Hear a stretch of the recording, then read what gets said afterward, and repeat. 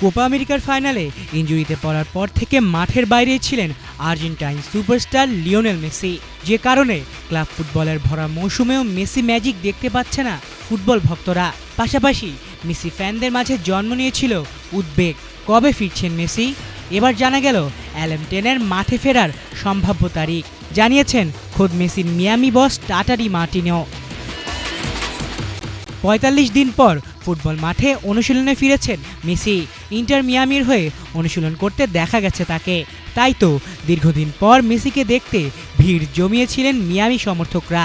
তবে অনুশীলনে ফিরলেও এখনই মাঠে নামতে পারছেন না এই আর্জেন্টাইন সুপারস্টার। মূলত মেসিকে নিয়ে ঝুঁকি নিতে চায় না মিয়ামি টিম ম্যানেজমেন্ট।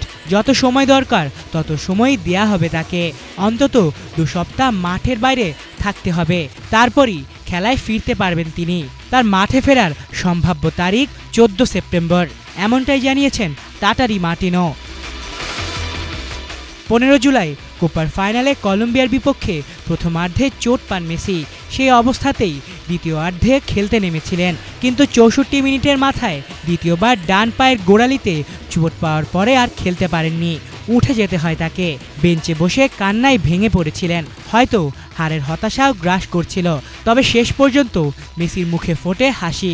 লাউতারো মার্টিনেজের গোলে কলম্বিয়াকে হারিয়ে টানা দ্বিতীয়বারের মতো কোপা জেতে আর্জেন্টিনা।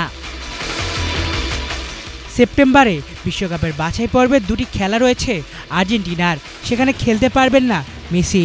তাকে বাদ দিয়ে দল তৈরি করেছেন লিওনেল স্কালোনি। তিনি জানিয়েছিলেন সুস্থ হয়েই একেবারে দলে ফিরবেন এই বিশ্বকাপ জয়ী তারকা। আলিফ চৌধুরী, বাংলা ভিশন।